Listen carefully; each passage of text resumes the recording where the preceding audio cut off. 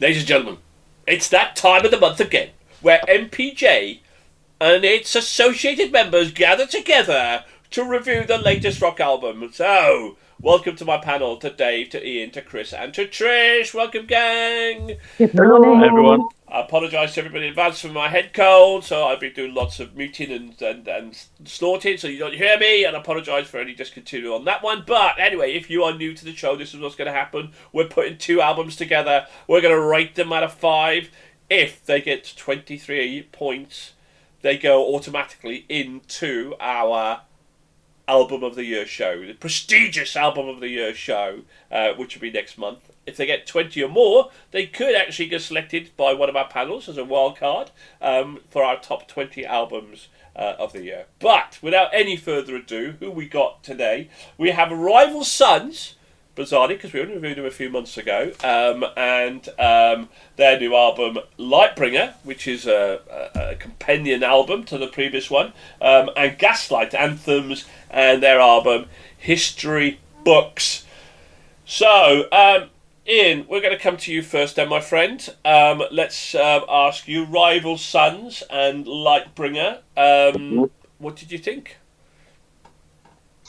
Okay, well, I've never heard of Rival Sons before, and probably will never hear from them again, if I'm being honest. Didn't you? You reviewed them the last time, a couple of months ago. Sorry? You reviewed them a couple of months ago. I'm pretty sure you did. Well, there we go. I mean, that's... I don't know Even what's if he did, he doesn't remember. No. Yeah, no. No, definitely. To be honest, we do review a lot. And I'm not backpedaling here, but I genuinely just don't remember. I might have really enjoyed it. I might not have done, unfortunately. I think you were quite middle of the road. You didn't quite get them, from what I remember. Yeah. I think I fall not quite. I think that's good compared to what I think this time. It was. I found them to be sort of heavy progressive rock mixed in with country rock, and it was like. But it wasn't. You wouldn't describe the album as progressive rock in its entirety at all. But that opener most certainly had a progressive rock feel, prog rock feel. There was that lovely country rock feel at times, and I think they kind of just drifted around. There was it wasn't bad. There was nothing bad on the album at all. There was nothing I thought, oh, this is crap. You know, it was good, but there was nothing standout either. And only 6 tracks. I was like, is that an EP? Is it an album? I mean, it is an album, but you know, I'm just like, I kind of want a little bit more. Perhaps they could have included a bit more variety, and that would have just pincered my interest in listening to it. I gave this a few listens because I couldn't put my finger on what I was listening to, and that intrigued me. But again, nothing stand out, nothing bad either. Yeah, we reviewed their album Dark Fighter about 3 or 4 months ago, and this is a compendium album to Dark Fighter, which we reviewed about 3 months ago, and actually made and you were on the podcast, Ian. I just checked. Yes. But in fairness to you, you did think it was middle of the road. You couldn't put your finger on them, from what I remember rightly. They did make our Hall of Fame, actually. Dark Fighter made our Hall of Fame. I genuinely have memory problems anyway, so I appreciate the reminder, and I'm glad. If nothing else, I'm consistent. Chris. I thought they were a bit better than Ian, apparently. As Ian says, it is a bit of a short album, and I didn't realise that it was a compendium album with the one that you did earlier in the year. And I get the feeling that these two kind of need to be listened to together. And it might be that if you do that, you get a bit more of a join up between basically what they're doing. It did feel, as you know, Ian said, there's a bit of variety in terms of the style they're going for, and it did feel a little bit disconnected at points just because of that. But there is a transition between which songs were they? I now can't find it. I was looking at so Redemption into Sweet Life. The transition between those two songs was brilliant. It's a highlight. It's unfortunate that the transition between two songs is the highlight of the album for me, but they just fit really well in terms of, you know, Redemption was kind of a bit more chilled out, a bit more, it had a decent pace to it, but it was just kind of a bit more relaxed. And then you kind of give you a kick and wake you up with Sweet Life. But it worked really well. It is a short album. It's just over half an hour, I think. But I was quite impressed with this, and I will be going back and listening to the Compendium album and trying them both together just to see if there's a shake up there as well. So, but no, really good. Trish, I know you loved. We went to watch Rival Sons in concert, and they were terrific. What did you think? Was it as good as Darkfighter? So, after the success of Darkfighter, will Lightbringer live up to its predecessor? And ironically, the opening track is Darkfighter to follow on from that album. A nice touch to flow into the album. And what a track it is with its melodic start. Then wham bam, the chorus explodes, really making this track. I only have one criticism on this track, is that at 8 minutes, it's a bit too long for an opener. But I guess as the album only has 6 tracks on it, they need to beef it out a bit. I would have preferred Mercy as the opener, as it's a banger of a tune and just grabs you. Sweet Life, another upbeat offering in between the more wistful, slower songs. Now, I know, Nigel, you're not going to believe your ears when I say this, but wow, what a track Mosaic is. As we all know, I'm not a lover of slower, mushy songs, but this is so powerful and something altogether. Dave. Right, I mean, as a fan of Rival Sons, it pains me to say this, but why does this album even exist? They should have produced one album, everything together. I've listened to them together. I mean, there's nothing wrong with the songs on this, but they should have, put it all together. And if they felt it was a bit too long, they should have trimmed the fat, because there is some fat to be trimmed over the 2 albums.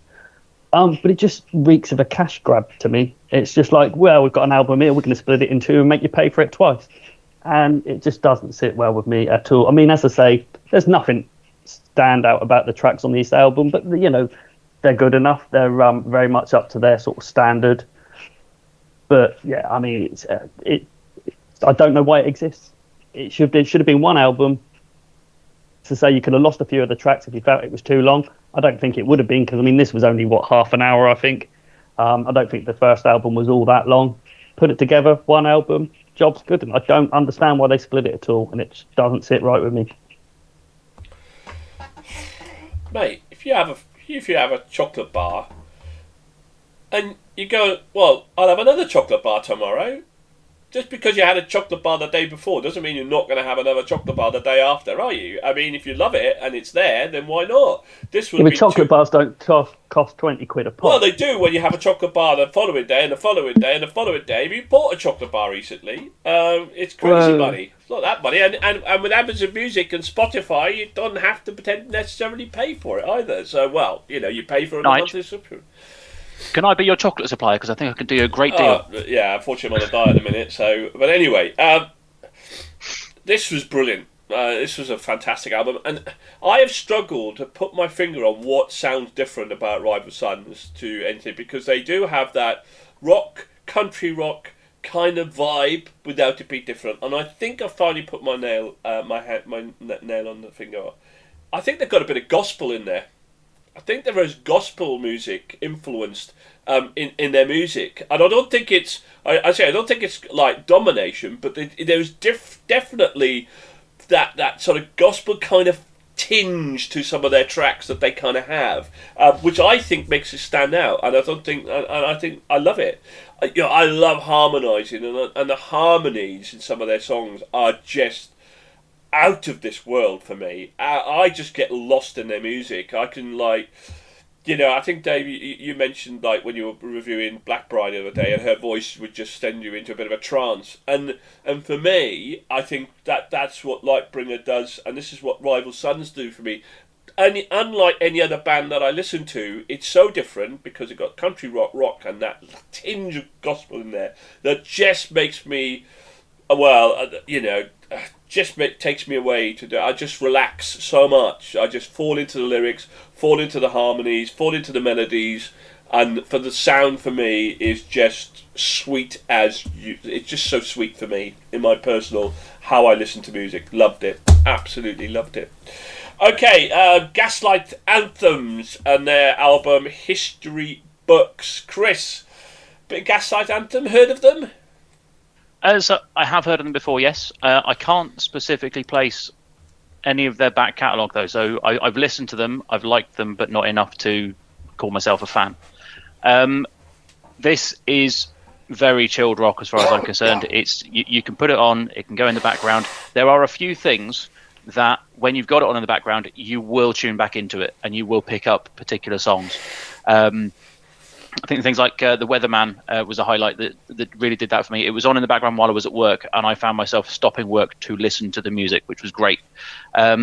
It's the sort of stuff, again, I mentioned it in one of the other episodes. You put this on in the car and it will keep you nice and relaxed, even when you've got other people on the road who don't know how to drive. It will keep you nice and chilled and tempers your mood quite nicely as you're listening. So yeah, I was really pleased with this. It's right up my street, and I will be going back into Gaslight because I'm sure I have heard them before. I think they've got quite a few.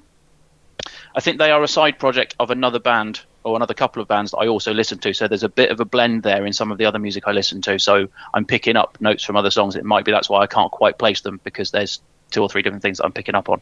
But yeah, really happy with it. And then I think it was Empires and Room Above, which are the follow-on tracks from Weatherman. Weatherman brings you back into their music, and then you are paying attention for the rest of it. It just works really well for me. I really liked it. Trish, bit of Gaslight anthems. You like to you like a bit of Gaslight. Yeah. Wow. I like history. That can be said. So would this lesson keep me engaged?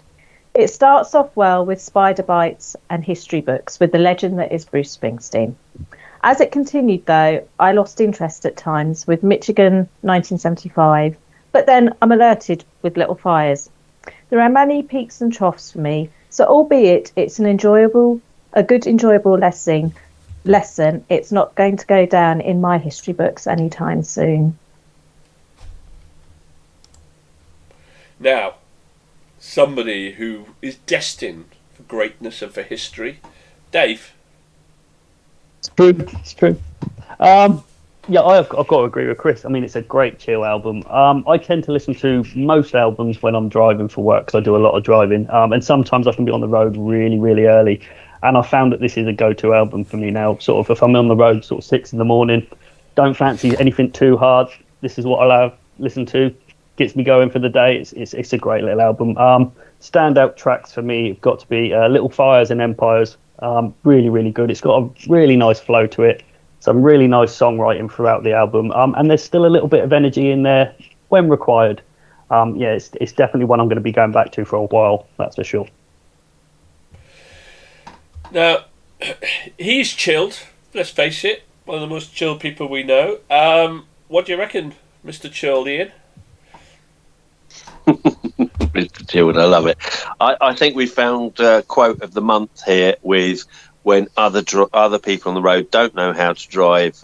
This is a tempera. I like it. I love that, Chris. It's brilliant. What can I say? Like history books. For me, this is going to go down in the history books, and the reason is because this was the perfect fusion. And I say infusion as opposed to a blend, because a blend is nice, a slow, little, gentle thing. But a fusion is banging stuff together, and it's either going to work or it's just going to explode nuclear style. And this works. It's a blend of rock and Americana folk, and so I've called this good, honest Americana folk rock. Surprisingly enough. I just thought the album itself was atmospheric, mellow. So Autumn, that was just absolutely beautiful, and it inspired the background that I've got today. It kind of like there's a turbulence, but there's also quite a nice bit of serenity behind me as well. And it was Autumn. Michigan 1975 tells it's like a snapshot in time, and again really mellow. Little Fires, nice upbeat number just to turn it around a bit, and then you got something heavier with I Live in the Room Above Her, which I really liked as well. Now I could go on and tell about other songs that I like, but I would be detailing every single song on the album. there was not one song I didn't like. Every single song stood out for a different reason. And this is absolutely going on my albums I love. It's going as a standalone album into my playlist, just because there is so much to listen to. And maybe it was I listened to it on the headphones, and we were cruising towards Miami just from Bermuda, so we were leaving land and back to sea again, and just that. It just provided the perfect soundtrack. I got absolutely lost in the beauty around me, and the music that was in my ears. And every time I listened to this, I heard something new. And I think, again, there was a really good collaboration with Bruce Springsteen.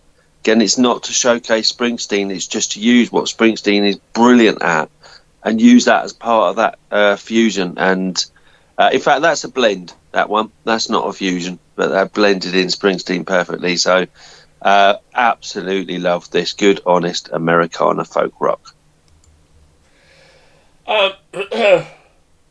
If Bruce Springsteen hadn't done a duet with them, I would have thought that this was a homage to Bruce Springsteen in terms of the type of music that we've been played. I agree, Autumn and Little Fires, standout tracks, fantastic. The rest of the album was just a bit meh for me. It was alright. It wasn't quite my cup of tea. It kind of started to hit my sweet spots. I wouldn't have a problem if it was on in the background. It was solid enough. It was enjoyable enough. It just wasn't outstanding for me. It just didn't hit all my kind of sweet spots. But there were a couple of really decent tracks. I did actually enjoy the Bruce Springsteen duet. I thought that was actually pretty solid. But yeah, Autumn and Little Fires were absolutely terrific tracks as well. So it's one of those albums. If you heard Little Fires or Autumn, you go, oh, I'd want to go and listen to the album, and you think, the album's quite decent. So, but as I say, it wasn't really kind of my sweet spot in everything that it did. Okay, let's find out then who's going to win this Battle of the Bands. Has Dave done his? Yeah. Oh, he did. Okay. Yeah. Well, I mean, it's not Memorable as always. Like. I know, right? It's what you saying, Trish, is that Dave is very forgettable. Is that what you're saying? Obviously, true. Dave, the forgettable. I mean, I did say you were going to be in the history books, but according to Trish, you're not. You're not destined for greatness, mate. What can I say? So yeah, let's find out then. Rival Sons, Chris. So I gave Rival Sons 3.5. Trish. 4.5. Dave. 2. Sacrilege. Ian. I gave it a 3. 5. Continuation of Dark Fighter. Absolutely loved it. Brilliant. Both albums. I mean, why would I not give it less than a 5 when I give the other one a 5 and this was just as brilliant as the other one? Well, there we go. Anyway, 9.5, 13, 15. Sorry, Nigel, sorry, it was a 2.5. Sorry, not a 3. My apologies, sorry. So I've written down 2, mate. I've written down 3. Yeah, sorry. Okay, 9.5, 11.5, 12, 15, 17.5. Not as big as the other one, but pretty solid. Pretty solid. Okay, Gaslight. Gaslight then. Chris? 4.5. Ooh. Trish? 3. Dave? 4. Ooh. Ian? 5. Shocker. There's definite 5. Shocker. 3 from me as well.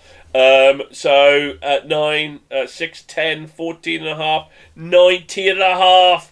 Oh, just shy of the magic. Did I say 4? I meant 4.5. Sorry, Dave. Yeah, I meant 5.5. Yeah, 5.5. Sorry, boys. So 6, 10, 14.5, 19.5. Just shy of the Hall of Fame. Still solid. I would buy Rival Sons. Trish would buy Rival Sons. Dave would buy Gaslight. Chris would buy Gaslight. Ian would buy Gaslight. So Gaslight wins this Battle of the Bands. Congratulations to them. Hey, do you disagree? Please, if you like what you heard, like and subscribe to our channel. Leave your comments. Tell us what you think. Do you agree? Do you not disagree? And please keep on rocking out there. Thanks to my panel, to Dave, to Ian, to Trish, and to Chris. Thank you very much, guys. All the best. Bye for now. Bye. Thanks all. Bye.